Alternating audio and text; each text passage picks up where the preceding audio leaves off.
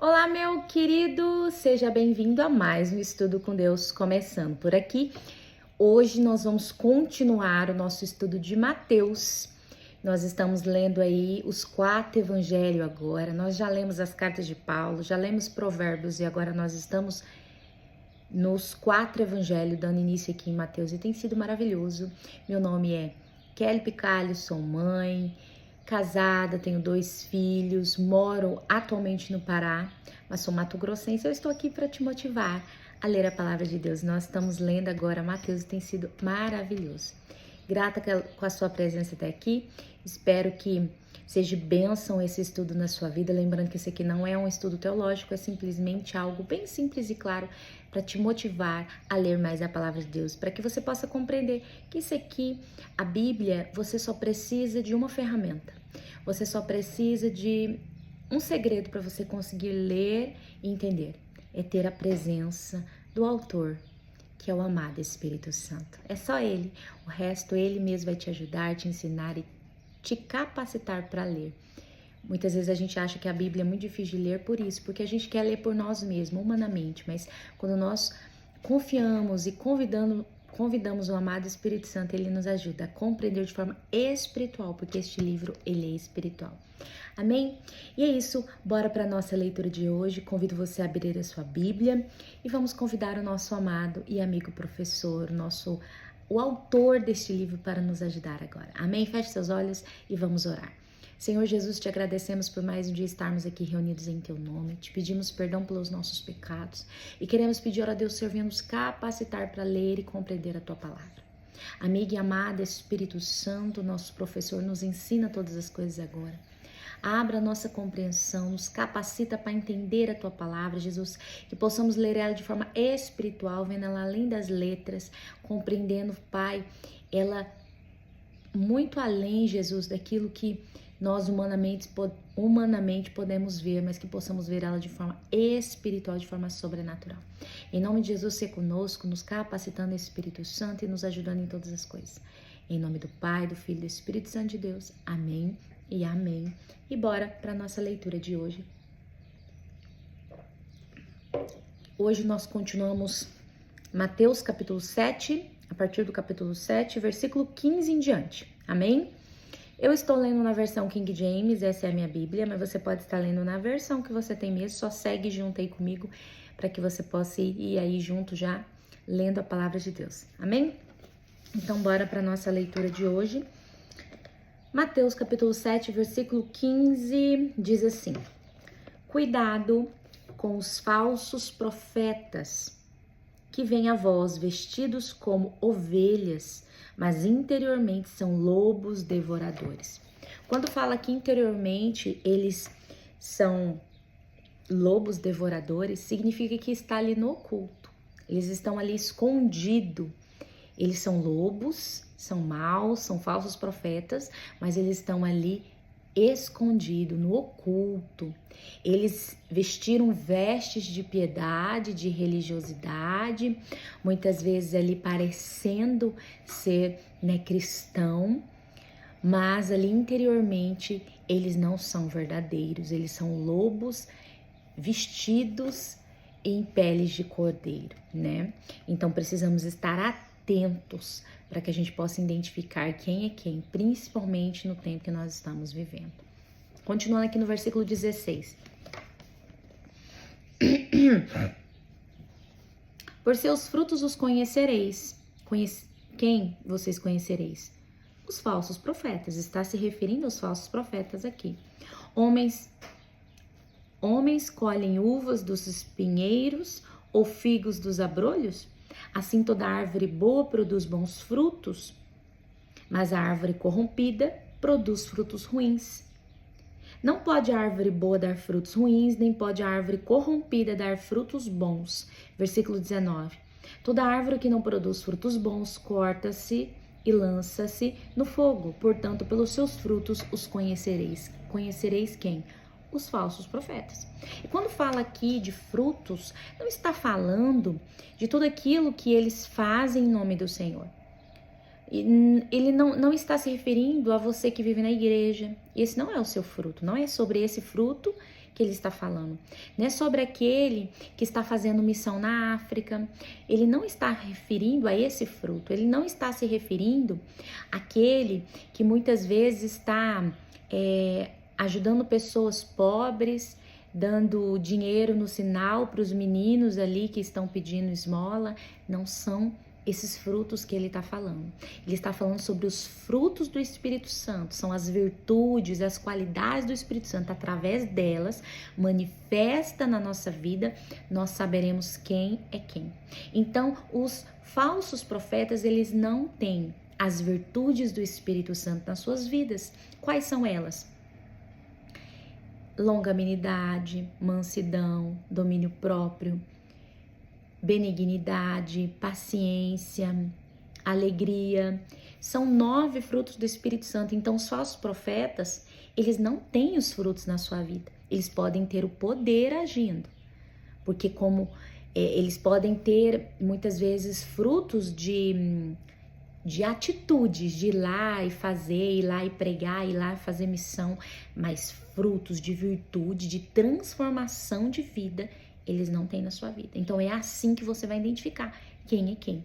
Aqueles que têm os frutos do Espírito Santo, as virtudes do Espírito Santo, a transformação de vida, de caráter, de atitude, esse é um verdadeiro profeta. E o falso profeta é aquele que não tem virtude do Espírito Santo. Ele pode mover-se no Espírito, pode profetizar, pode expulsar demônio, mas ainda assim, se ele não tem os frutos, ele não é um profeta verdadeiro. Amém? É assim que você vai identificar de acordo aqui com a palavra de Deus. Continuando aqui no versículo 21, que diz assim: nem todo que diz Senhor, Senhor entrará no reino do céu, mas aquele que faz a vontade de meu Pai que estás no céu.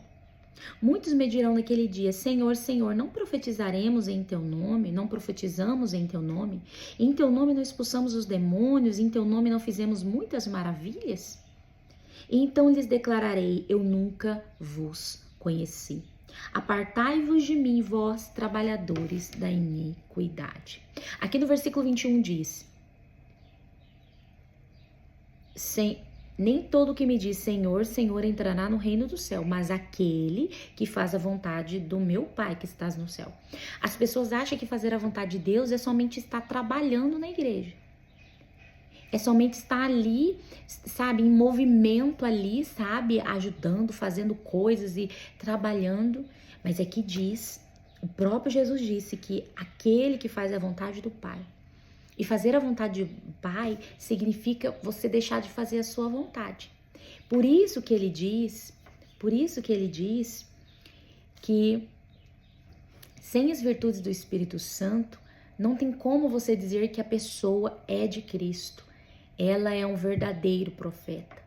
Porque sem as virtudes, você não vê Cristo na vida dela, você não vê transformação, você vê que ela está sendo movida por ela mesma. Agora, o verdadeiro profeta, aquele que segue a vontade do Pai, ele vai deixar de executar a sua própria vontade e vai se mover e andar segundo a vontade de Deus, que é o quê? Sendo guiado pelo Espírito Santo de Deus e não pela carne. Deixando de quê? De viver de acordo com a carne, de fazer as obras da carne, de executar aquilo que desagrada a Deus. Então, se você quer saber o que você precisa fazer para agradar ao Pai, você precisa entender que agradar ao Pai é você morrer para você mesmo e deixar Cristo viver através de você. E o Espírito Santo de Deus, ele precisa ter as virtudes dele implantada na sua vida, para que assim você possa executar com excelência, com verdade, a vontade do Pai. Amém? Então, naquele dia, muitos que estão trabalhando no ministério, estão atuando no ministério, estão ali sendo profetas, sendo ali libertadores, sendo ali pastores, sendo ali líderes de louvor, sendo ali intercessores na igreja, ou sendo líder de crianças, enfim. Se ele não estiver fazendo a vontade de Deus e ter na sua vida as virtudes de Cristo, as virtudes do Espírito Santo de Deus, que são os 9 frutos do Espírito Santo, ele não entrará no reino dos céus. Esse será uma árvore cortada e lançada no fogo. Então, que você e eu possamos cuidar para que o fazer para Deus não substitua o ser para Deus. Muitos querem fazer, fazer, fazer e deixa de ser para Deus, ser servo, ser verdadeiramente morto todos os dias para que Cristo viva. Ele está preocupado muito em fazer, esquece que o antes de fazer precisa ele ser diante de Deus. Amém? E é um erro da maioria das pessoas. Elas se preocupam muito em fazer e se esquecem que primeiramente para elas fazerem, elas têm que começar sendo para Cristo. Amém? Continuando aqui no versículo 24, que diz assim: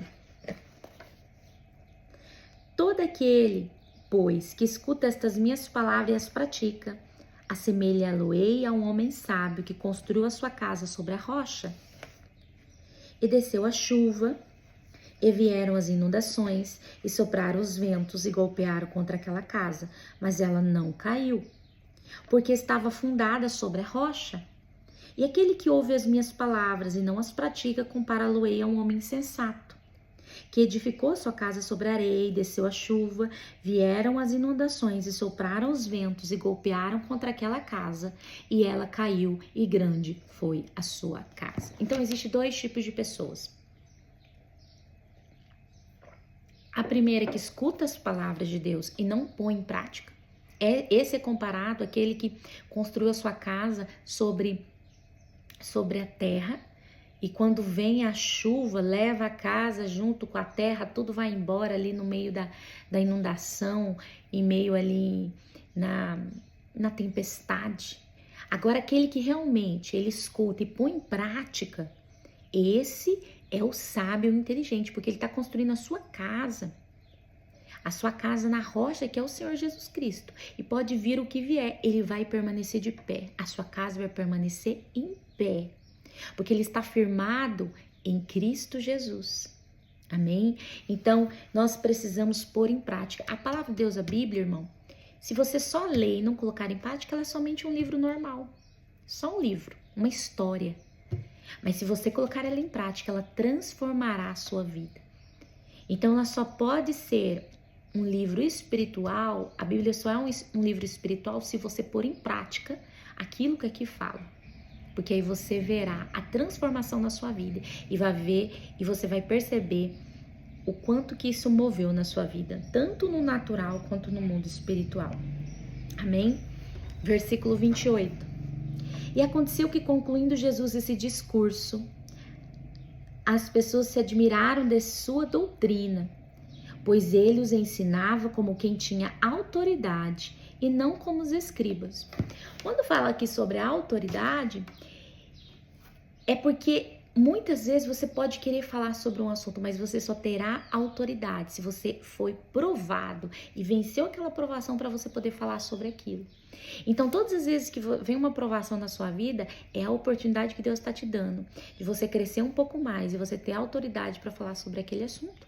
Então, muitas vezes a gente quer falar sobre coisas que a gente nunca viveu e nós não temos autoridade em cima disso. E Jesus, ele teve toda a autoridade porque ele venceu o pecado, ele venceu as provações, ele venceu as perseguições, ele foi subindo de nível, como se diz, para que ele pudesse ter toda a autoridade dada pelo Pai aqui na terra, para ele executar tudo que ele executou. E assim é como nós. A autoridade, ela vem através de vencer as batalhas. Cada batalha que você vence, mais autoridade vai te criando, vai te sendo dada no mundo espiritual. E você, quando for falar sobre aquele assunto, com certeza vai ser diferente, porque não é simplesmente um prestígio dado pelos homens, é uma verdadeira autoridade sobre aquele assunto. Amém? Capítulo 8. Que tem como título a limpeza de um leproso. Versículo 1 diz assim: quando ele desceu do monte, grandes multidões o seguiram. E eis que veio um leproso e o adorou, dizendo: Senhor, se tu queres, podes limpar-me. Versículo 3: e Jesus estendeu a sua mão e tocou, e dizendo: eu quero ser limpo. E imediatamente sua lepra foi purificada. Jesus, ele veio para quebrar paradigmas, meu irmão, para quebrar padrões. Ele não seguia um padrão, ele fazia de acordo com aquilo que o Espírito Santo o induzia a fazer. Ele não estava dentro de uma caixa, não. Ele não seguia um padrão e ele queria revelar o poder de Deus. Porque naquele tempo, se tocasse em um leproso, em um impuro, por consequência, você poderia pegar a lepra, porque era contagiosa. E Jesus, para revelar o poder de Deus, ele quebrou esse paradigma, esse padrão, ele podia só ter falado, seja curado. Não, ele tocou, porque ele queria revelar o poder de Deus, que era soberano acima de qualquer mal. E ali Jesus revelou mais uma vez o poder de Deus. Jesus, ele quebrou paradigmas, ele quebrou padrões, ele não estava dentro de uma caixa. Ele seguia o Espírito Santo de Deus. E nós temos que ter a mesma ideia. Não é porque Deus curou de uma vez assim que Deus vai curar sempre igual. Deus pode fazer de diversas maneiras. Para Deus não existe um padrão, ele é Deus, ele é soberano. E ele, para ser santificado em meio dos homens, ele usa essas diferenças para mostrar que não há limite para seu poder.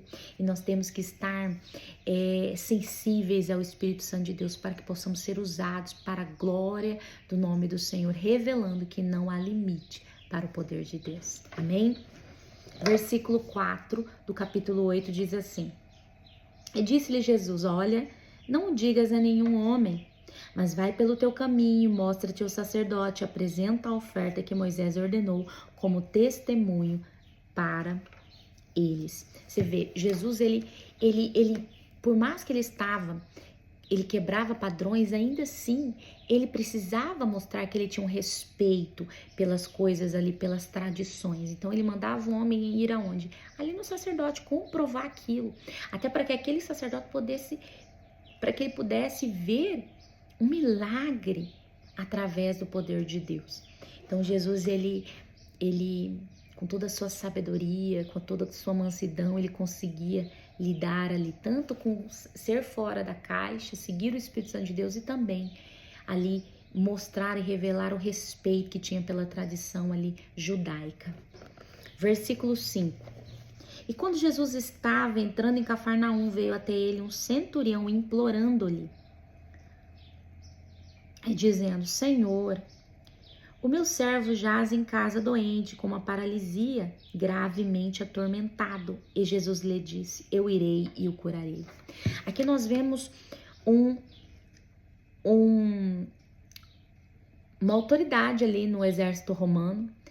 Ele que era um centurião ali, né, que estava ali liderando 100 homens ali no exército romano, tinha então, né, ele tinha autoridade, ele tinha ali status, ele tinha ali poder, vamos dizer assim, e ele se submeteu ali a Jesus, ele desceu do salto. Muitas vezes Deus permite certas coisas acontecer na nossa vida, para que a gente possa nos humilhar e perceber que não somos ninguém, que somente Deus tem todo o poder e autoridade. Então muitas vezes ele permite um homem como esse passar por uma situação dessa, para que ele pudesse perceber que a autoridade que ele tinha não era nada diante de uma doença, diante do mal. Somente Jesus tem toda a autoridade.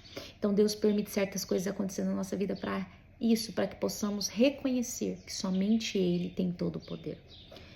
Continuando aqui no versículo 8. E o centurião respondendo disse, Senhor, eu não sou digno de que entres debaixo do meu telhado, mas dize somente uma palavra e meu servo será curado. Pois eu também sou um homem sob autoridade, tenho soldados sob mim. E digo a este homem, ele vai, e o outro vem, e ele vem. E ao meu servo fazer isto, e ele o faz. E Jesus, ouvindo isso, maravilhou-se e disse aos que o seguiam, na verdade eu vos digo que não tenho encontrado tão grande fé, não em Israel. E eu vos digo que muitos virão do Oriente e do Ocidente e sentarão com Abraão, Isaque e Jacó no reino do céu. Mas os filhos do reino serão lançados em trevas profundas. Ali haverá pranto e ranger de dentes. Então Jesus disse ao centurião, vai no teu caminho. E como tu crestes, assim seja feito a ti. E o seu servo foi curado naquela mesma hora. Então aqui o centurião mesmo com toda a autoridade que ele tinha, todo status, vamos dizer assim, foi revelado a ele o poder e a dimensão do poder de Jesus, que ultrapassava barreiras, ultrapassava localização, ultrapassava a física, que não estava limitada à nossa dimensão. Ele sabia que o poder de Jesus ia além, ele tinha essa compreensão porque foi revelado isso a ele. E isso aqui, Jesus, ele exalta essa fé desse homem, porque ele teve a compreensão, a revelação de verdadeiramente o poder de Deus, o que o poder de Deus pode fazer na vida do homem, que não está limitada a um local. Então, veio à minha memória o celular, a internet, que muitas vezes Deus usa uma irmã ali que te ligue, ela ora e ela pode expulsar um demônio que está, você pode estar na China e ela expulsar um demônio aqui e Deus expulsar o demônio lá na China através da autoridade que ela exerceu aqui pelo telefone ou mesmo pela internet. Então Deus, ele não se limita à física, à dimensão, à localização. Deus vai muito além. Deus vai muito além, mas muitos ainda não compreenderam isso. Por isso que ele fala que uma fé como essa é difícil de encontrar, porque as pessoas ainda limitam Deus ao seu mundo, ao seu tamanho, e nós não podemos limitar Deus ao nosso tamanho. Como eu sempre falo para minha filha de 7 anos, falo: filha, Deus é do tamanho da tua fé. Se ela for pequena, ele vai ser pequeno. Se ela for grande, ele vai ser grande. E é assim que nós devemos pensar sobre Jesus. Ele é grande, vai muito além do nosso tamanho. Amém? E nós paramos por aqui. No próximo vídeo nós damos continuidade no capítulo 8, versículo 14 em diante. Amém? Espero ter abençoado a sua vida aí. Gostaria que você pudesse curtir o nosso vídeo, comentar da onde você está assistindo, o que você tem achado do nosso vídeo, que você possa enviar para 5, 10, 20, 30 pessoas. Nos ajuda a divulgar esse trabalho. Nos ajuda, amém? Também te convido a nos seguir nas nossas outras redes sociais. Vou colocar aqui ela para vocês nos seguirem lá. Nos segue lá. Ali nós postamos um pouco do nosso cotidiano, um pouco aqui da fazenda onde eu moro, algumas reflexões, enfim, nos segue lá, amém? Se inscreva no canal, ativa o sininho. Lembrando que nós estamos aqui com a nossa campanha de oração às 3 horas da madrugada, de segunda a sábado, 3 horas da manhã. Nós estamos tendo momentos tão gostosos, tem sido tão abençoado. Não é muito longo, são só 40 minutinhos mais ou menos por madrugada. Nós louvamos, nós temos uma palavra curta, rápida, mas abençoada. Nós oramos junto para que ali, aquele momento, possa te motivar a continuar. Você desliga a live de madrugada, porque é uma live ao vivo ali, e você continua buscando a Deus sozinho ali no seu secreto. Amém? Então, te convido a estar comigo aqui nas madrugadas, 3 horas da manhã. Amém? Fica com Deus, Deus abençoe sua vida. Até o próximo vídeo, em nome de Jesus. E até lá, e até lá.